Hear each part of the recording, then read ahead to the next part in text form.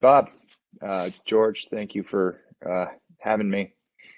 Um, Obviously, there's going to be some struggles here with the new platform, but we're all making do, just like we have all been making do for the last uh, this last two. Was it 2 weeks to flatten the curve? I'm not exactly sure. Are we on 2 weeks now? Um, yes, the world has been a very dynamic place, and along with I'm seeing this is interesting because I'm seeing people pop up in the chat, and I see Jennifer Chin, a fellow classmate from the Naval Academy. My background is I enlisted when I was 18, became a Navy SEAL, and then after 4 years in the SEAL teams, I was blessed to attend the United States Naval Academy, where I graduated class of 2003, and then returned to the SEAL teams and proceeded to make multiple combat deployments. And I think I rounded out with 19 years total service, 17 active and 2 in the reserves. And I guess where we'd like to start is, this last 12 months has been dynamic, to say the least, in this remote world that we're all living in now. I just landed in Dallas, Texas, and I'm sitting on a ranch. And normally this would be, far-fetched, but nowadays we live connected to our phones and our iPads, which is a blessing and a curse. Part of that is with military members, we don't know how to turn things off, so we turn it on and we start working. And when you have access to your work, it becomes a very hard balance between life and work. One of the things that I found when I transitioned to the civilian world is a lack of understanding as to what my employers really wanted of me. They hire you, they like your resume, they want you to come in and participate, they want you to do great things like you did in the military. But what is really a major, I'd say, miscommunication is not giving the service member a left and right flank, so to speak, to use military terminology. A lot of organizations, they want you to work there, but they don't exactly know what they want you to do. They want you to be added value, but they don't know what that value is. Military members do really well in organizations, I would say, that know what they're doing. My first job out of the Navy was for a small software healthcare company. And if anybody has United Healthcare, you now have our app called Rally. And I was one of the original founders there, or I wasn't a founder, I was one of the original members. I think I was employee 15. And one of the first questions I asked was, well, do you have an organizational chart? Can someone tell me who does what and who reports to who? And in software, apparently they don't have organizational charts, and everyone just gets along and they make the world better at the same time. And I was very kind of distraught at that, because I said, well, who do I report to? So, well, you report to everybody. Well, who am I accountable to? Well, you're accountable to everybody. And to me, that was a very easy answer for them to give, but it wasn't an introspective answer. Like, it was a very unapologetic way of saying, we really don't know what we do. We want you to do great things. And so one of the things that I think I brought to the organization was actually getting people to define their roles. And I took took time out of my day to sit down with different people in the company, senior executives, and just ask them questions. And what was interesting was, as military members, we always see, when you walk into a room, you say, well, I don't know what that is, or I have a question. Being transparent about not knowing something is a strength in the military. If you're the guy that walks in the room and you say, hey, I know everything, then you lose credibility. What I found in the civilian world was, when I walked in and said I don't know something, it was looked upon as a weakness instead of a strength. And I think when you start employing veterans and you ask them to do specific jobs. If they, you have to understand where they're coming from. And we have to understand the fact that not knowing something and having the confidence and the to walk in and admit that they are not in 100% in the know is a strength and not a weakness, and shouldn't be used against them. What I found was that people were intimidated by my service. They were intimidated by my past, and me walking in saying, well, I don't quite understand how this works. It really disrupted the social dynamic within the organization, like as to, the people trying to climb the ladder. And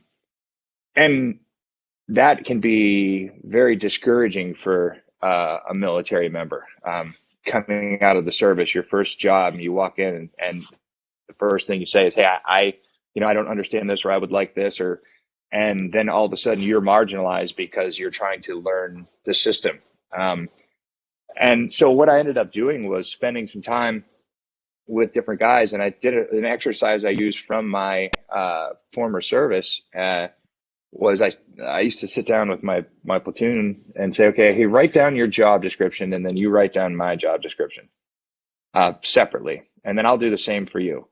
And then we would get back together after that, and we would discuss what the job descriptions were. And the irony was, what ended up happening during this exercise, especially in the Navy, you would think would be very, very clear cut, was a disconnect as to what your roles and responsibilities were for both, someone who's in a position of leadership and someone who's in I would say subordinate, so to speak. And this open discussion that would happen really highlighted, from a leader's standpoint and from a follower standpoint, so to speak, the gaps in understanding of what is it I'm supposed to do and what is it you're supposed to do. Then at the end of that exercise, we would write down each other's job descriptions in very clear, and then we would sign it. And I always use that in my platoons as a way to prevent this miscommunication of, well, you didn't tell me, or I didn't know, or what was my job. And I thought that was, when I brought that to the civilian world, it was kind of shocking to some of them, because I was asking a boss of mine, well, can you write down what it is you think I'm supposed to do? And I'd like to write down what you do. And it was very effective in the fact that a lot of my bosses really didn't know what they were supposed to do.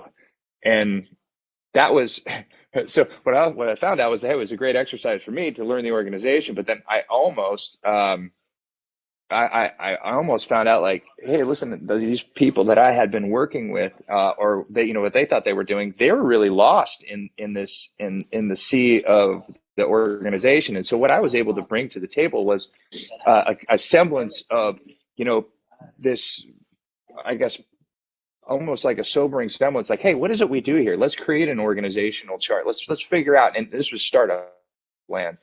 Let's actually put some roles and responsibilities down. And that, I think, was it was still sobering to me, in the fact that here's this company that ended up, we grew it to, I don't know what the final sale price was, but it merged in with United Healthcare in the $3 billion range. And when you start talking about these organizations, these startups that grow into these big organizations, it was very shocking to me that, hey, this much money is being thrown around in these different spaces, and a lot of these people didn't know what they were doing. And it wasn't malicious. It wasn't malicious in any, but what it was, that, I should say, on the conversely, the other side of that was, we were working with organizations inside of healthcare that were very structured, and there's a different dynamic of, you can't talk to the people above you. If you walk into your boss and ask those questions, you end up, alienating yourself and highlighting yourself. And people, in these larger organizations wanted to just, go to work and push it forward. And I think military members want to know what they're doing, why they're doing it, and how they're doing it. And so anybody, I think, from a leadership standpoint, whether you're a former military member or not, anybody who is in a position that needs military members or wants military members, I think being a leader that allows for open dialogue and more conversation as to what exactly it is the roles and responsibilities are, can greatly improve your organization and improves a veteran's experience in that organization. These men and women are coming out and they want to do great things. They want to be they want to be a part of great organizations. But those organizations also have to be willing to be great themselves. And in that, I think embracing transparency is one of the strengths of any great organization. I'm not sure. I think we just lost Bob there, but Bob, are you on?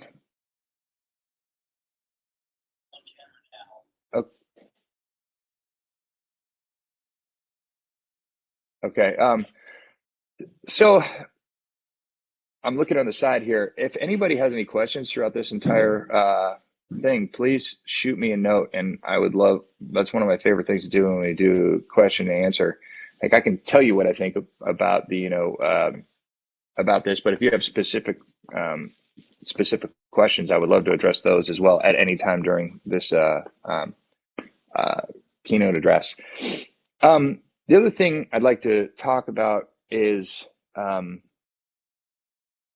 assisting the veteran in and understanding a little bit the Veterans Affairs, the VA, and what a veteran is going through when they get out. I think if you're a military member or just recently getting out, or if you're a boss who has a military member, one of the questions you need to sit down and address is, where are they with their VA status? It sounds like it's, anybody who's not in the military, you're like, oh, you get out and you just get your VA rating and then you move along, and that's something that the military people deal with. But that can be an extremely time-consuming and stressful part of a military member, a former military member's life, is dealing with the VA. And each state is different. Veterans benefits are different in each state. And allowing them time to deal with the bureaucracy that is the VA. It took me 7 years to get my VA benefits from the time I got out. And it was no shortage of a extremely stressful, I would say messy, not straightforward in any way, shape, or form experience. But when I went to work, asked people like, hey, I got another VA appointment, and it was so complex that I think a lot of times my bosses at my first job would think I was making things up. I got to go back to the VA. Well, weren't you there yesterday? Yes, I was there. They canceled my appointment. I have to go back for another appointment. Hey, we have a meeting. You can't go to that. Well, if I miss my VA appointment, then I go to the back of the list again, and I got to start this whole process over again.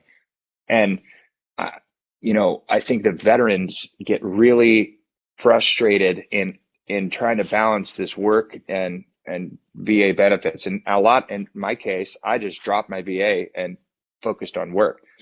And like I said, it took 7 years for me to actually get back and get my benefits and get my insurance up and running and put that whole thing to bed. And so I think a little time educating them, any boss educating themselves on the Veterans Affairs process for transitioning veterans will, and if you have a little bit of experience with it, or another veteran in the office that can help with that, you will make that veteran's transition so much better, so much smoother, and you will take the weight of the VA's confusion and lack of leadership off the individual veteran's shoulders. That's just kind of one of my, if I could tell anybody who is, having to deal with a transitioning veteran, that this is an extremely frustrating part of your life. Bill Crowry writes, what did you find the easiest part about your transition? Any pleasant surprises about your experience? Well, first of all, working at Rally was a pleasant surprise. I loved Rally. I loved being around innovative people. I was fortunate to become almost like family with Grant Verstanden, the founder. And I was, I watched a 22-year-old kid take a company from, or 24-year-old, I guess, when I joined, 24-year-old kid take a company from zero to, $3 billion. And now he's the chief digital officer at United Healthcare. I saw leadership in places I never would have imagined. And that was one of the greatest, in the military, you expect leadership to come with age and experience. What was neat about a healthcare startup was that I got to see leaders at different ages and different styles and coming from different experiences and lead in different ways. The military at times, it programs you to think a certain way about a certain person in a certain position. To me, that was one of the most pleasant experiences of transitioning into the civilian world, into a software healthcare startup. Pete, can you hear me now? Jen, now I can hear you, Bob. Do you mind if I chime in here real quick? Please do. I would love that. I'm gonna give you a little bit of a break here. I'm sorry, ladies and gentlemen. I deserted my battle buddy for a little while there through a technical injection that I had no control over. But Pete has already hit on a number of very fine points with regards to how we understand veterans coming out of the service today. I wanted to add to it that Pete has a business acumen and a background that makes transitioning veterans and information about them quite illuminating, if you will. I thought that what I would like to add to this conversation is not the micro, but rather the macro. I know that there's a lot of veterans in the audience out there, and veteran-owned businesses. And first of all, let me thank everyone and tell you how honored I am to be able to speak here today with Pete. And thank you so much for the work that you're doing. A special thanks to George Altman, Jim Pichetti, and my old battle buddy of 35 years, George Tull, who managed to coax me out of the retired life of a gentleman surfer to come and speak to this consortium today. With that being said, I want to hearken us all back to who the military is. Not what the military is, but who the military is, because oddly enough, we don't think of it as being a people business, but it very much is. In everything that we do, whether it's planning for operations or whether it's conducting operations, and it doesn't matter if we're talking, combat, humanitarian assistance, disaster relief, it doesn't matter. The military, as you know, is probably the biggest and most capable organization in the world in terms of capabilities that it brings to bear. But those capabilities that it brings to bear, both from a logistical standpoint and policy initiative standpoint, if you will, is only possible by the people that is in it. We have everybody in the military, all walks, all kinds, all creeds, but we share a common ethos. And when you come into the military, it doesn't matter if you're an 18, 19-year-old kid or if you've been in, like Pete and I have for, decades of service, you begin to learn right away that there are certain things that we ascribe to and that we are held up to. And that's a sense of selfless service, a sense of discipline. It comes with skill sets that we're taught along the way. Planning, self-reliance, improvisation, adaptation, all the while training. And Pete can tell you too, if there's two things that you do in the military all your career, you're either training or you're conducting operations. And everything in between is just kind of maintaining the status quo so you can do either of those two things. So when we talk about our veterans here today, and we talk about the accomplishments that the military has made over the decades of and even centuries of service to our country. It is those inherent qualities of the military that make a veteran who he is. And it doesn't matter if he's served one tour for 2 years or 3 years or 40 years. Those inherent qualities become part of who we are. A lot of it we bring to the table ourselves. What are our personalities? What do we ascribe to? It is a sense of self-service. It is a sense of working for something that is bigger than us. It is learning how to endure pain, suffering, hardship, heartache, danger, you name it. These are all the things that veterans inherently have in their body and soul. And when they get out of the service and they're starting to transition to something different, leaving that can be a very hard thing to do. Team. I think Patton said an army eats, lives, sleeps, fights as a team. And it doesn't matter if it's a small, highly specialized team like what Pete belonged to, or if it's a large joint task force that basically saved tens of thousands of lives in Haiti in 2010 during the earthquake relief, or the JTF that helped clear out Mosul in 2005, and big teams, small teams.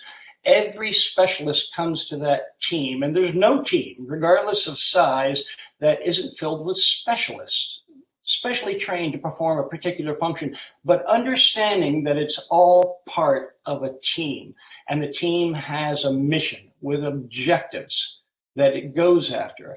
It's well defined.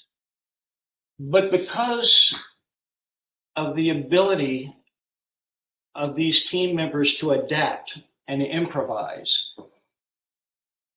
they know that as long as they have a good mission, and they can believe in that, and they have good leadership, that no matter what the odds, they will most always succeed where many others will fail. How do we capture that? How do we, for the transitioning veteran, in our businesses and in our endeavors that seek to lift them up and to give them the due that they are owed, how do we mimic that experience? Do we really understand it? That's a much deeper subject than what we're able to cover here in such a short period of time, but nevertheless, it's important for everyone out there that has a business that caters to veterans or that tries to lift up veterans to understand what their ethos is, what they do, how they're built, how they're ready to roll. I think Pete can probably comment on this, and has already, in terms of the micro, in terms of very specific challenges to veterans that are transitioning out of the service now. And trust me, when we talk about, we still have 2,500 troops in Afghanistan, even though they are scheduled to leave soon. But a lot of people don't even remember that. The experiences that combat veterans and others that have served in war zones have and that they bring home with them are things that are difficult. A young 19-year-old guy coming out of Nebraska that's thrust into an environment where the culture is at least 3 centuries off kilter from what he knows and understands. It's hard to quantify and it's hard to articulate those experiences. Some veterans have suffered a lot, and the physical evidence of it is all around. Other veterans, perhaps they don't have the physical evidence there, but they too carry their own wounds. It's difficult to understand this sometimes, but we are obligated, we are all obligated to help veterans transition, to help them rise up, to help their families, their wives, their kids, who have also suffered along with them. and to give them something bigger to work for.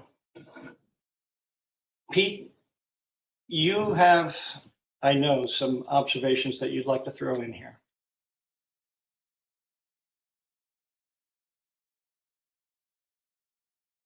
Bob, I think, well, I think you've made a really great point. And one of the things that it kind of echoes what I was saying in the micro and in the macro is that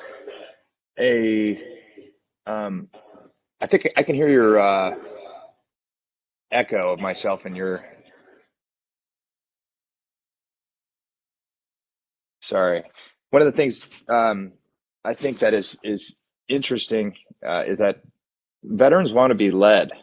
And I think part of the transition process is finding leaders in organizations that can lead veterans. I'm seeing some of the questions.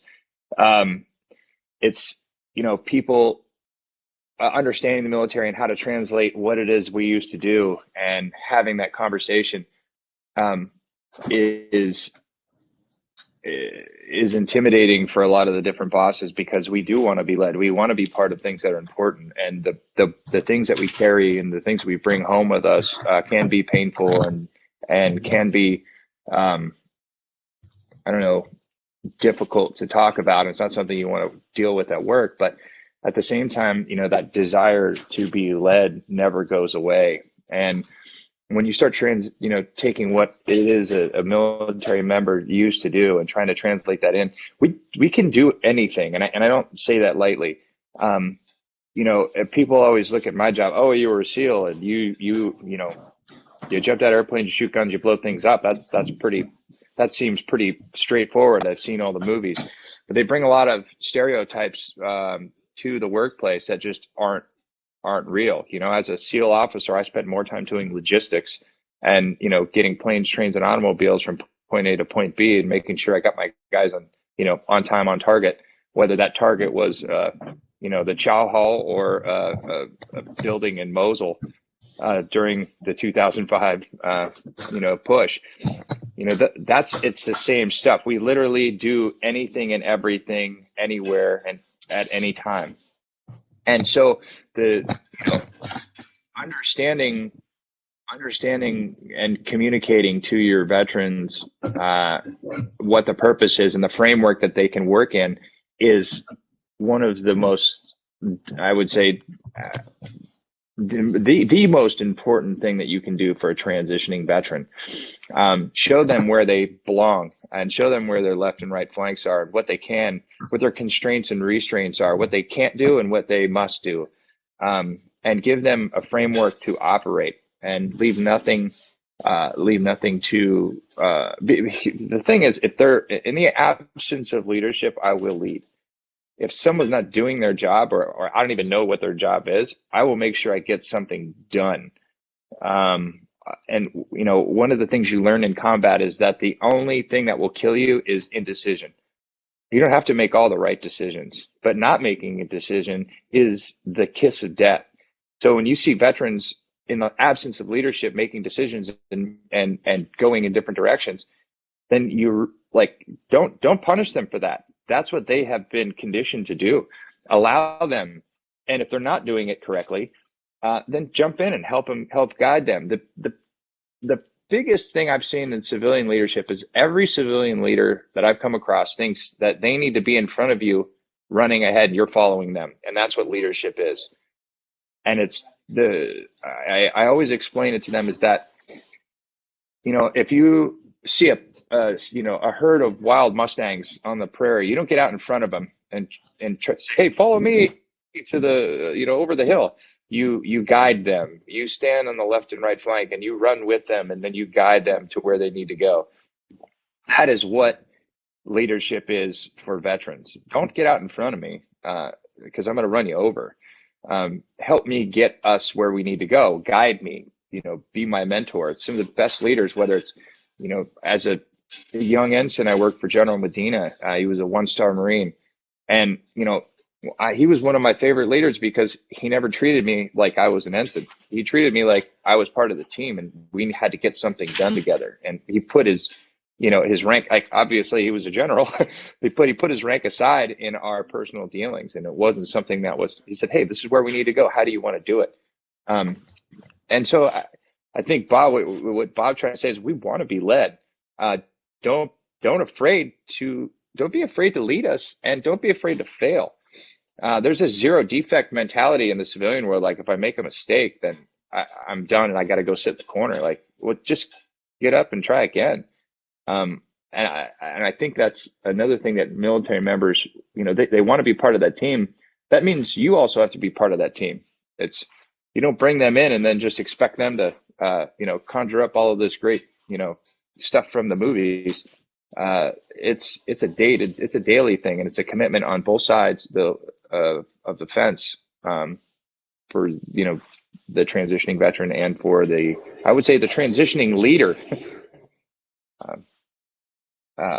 Bob, what do you have to add to that? Well,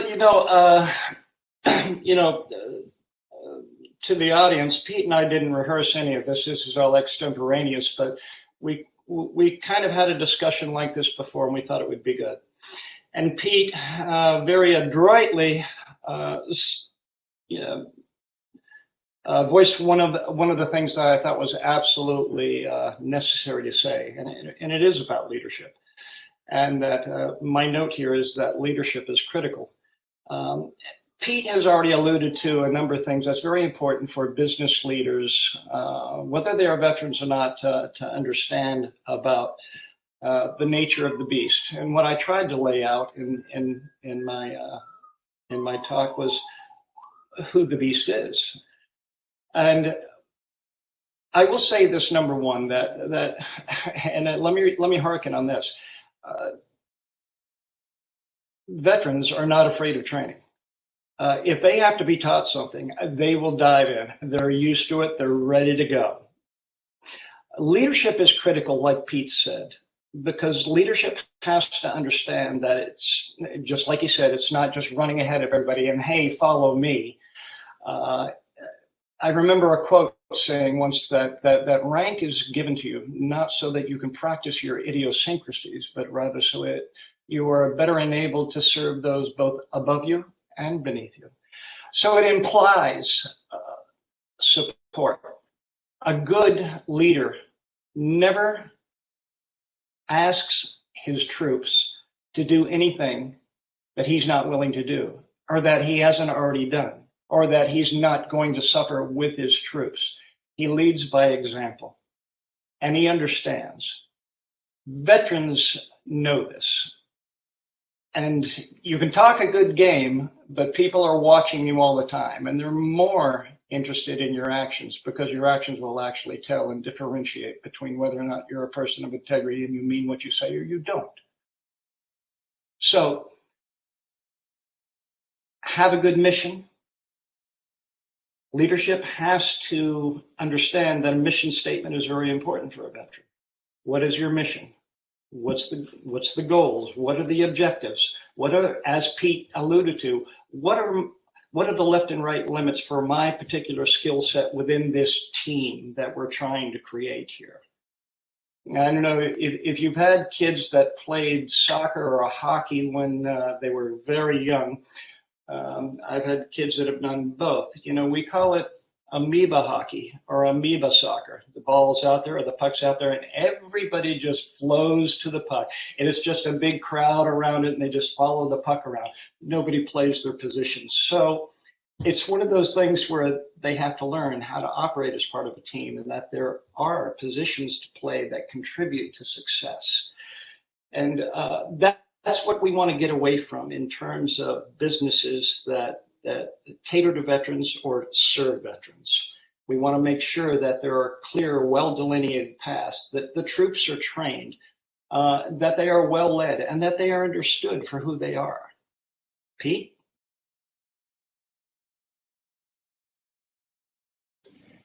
Absolutely. I'm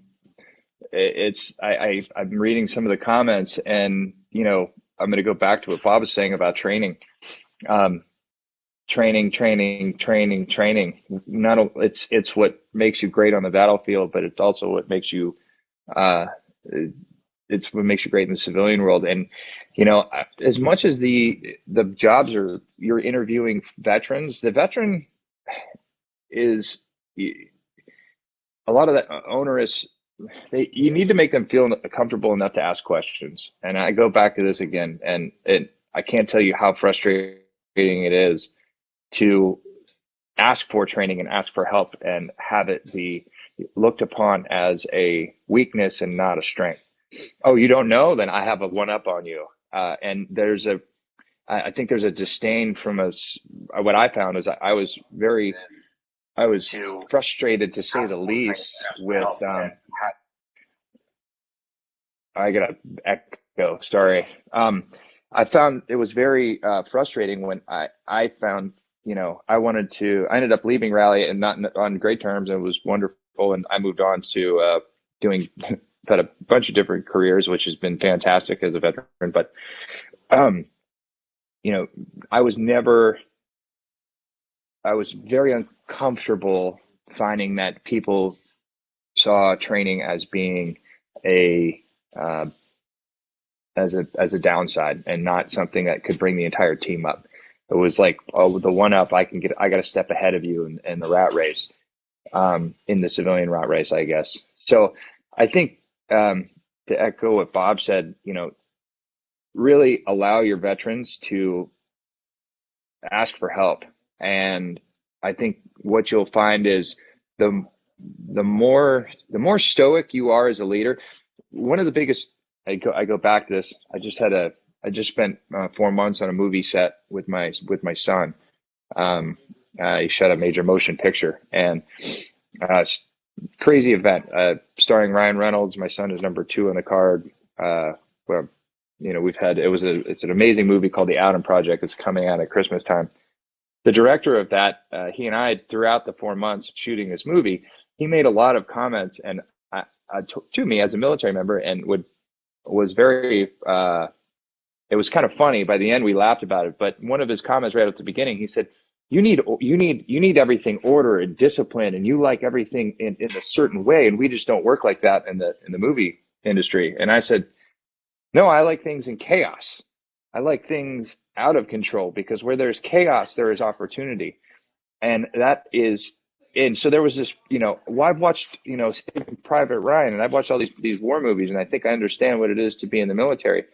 And the appearance, there's this, what I like to say is there's this framework that we work within, but it's a framework. We know who is supposed to do what, but then you throw war and chaos on top of that, and what you get out of that is some of the most beautiful opportunities, and you see people do things that you would never imagine they could ever do. And I guess what I'm trying to say, to echo what Bob was saying, is that know what your organization does, but don't be afraid to change what your organization does. Allow those veterans the flexibility to grow and not have it be a detriment to your growth, because the more empowered these guys and girls get, the better your organization is going to function. And you're going to find the failure, the weak points. You're going to find the things that need work and need to change. And the more transparent you can be, the more successful your organization will ultimately become. And I can't stress that enough. Transparency is success. And when you try to hide, push it down, it's always going to come out sideways. You can't hide with military members around. You can't hide the weak links. They pop up, and embrace that, I guess. Bob, got anything to add on that? Pete, no, I think you covered it very well. I just want to. We're closing out now. It's hard when you get two guys like Pete and I on the show, and we could go all day long. And we want to thank everybody for your patience and certainly opportunity to be here and speak to you all today. Pete, I'll let you close it. Yes, thank you. Thank you for having us. I'm just glad that people care. I think we have a lot of veterans struggling right now. Prior to the pandemic, it was 22 suicides a day. Now we're up to, I've just different numbers. My younger cousin, he has a nonprofit. He's also a former SEAL, retired SEAL. He has a nonprofit called One More Wave, where he builds custom surfboards for veterans to do recreational therapy. And we've heard numbers as high as 44 a day now because of the pandemic. It's something that nobody's discussing right now. I'm just glad that people care, and I'm glad that people want to employ, I think, what is our nation's greatest asset, and that is our veterans. And I don't say that lightly. I think that, just being here and being part of trying to understand who we are and what we do is what is going to ultimately, not just, you're going to save lives. And I don't say that lightly either. So thank you for being here, and thank you for listening. Thanks so much, Pete. That has been a true pleasure to share your insights. And now I'd like to introduce Christina Groves, who's going to be covering the employment amid COVID-19. Thank you very much.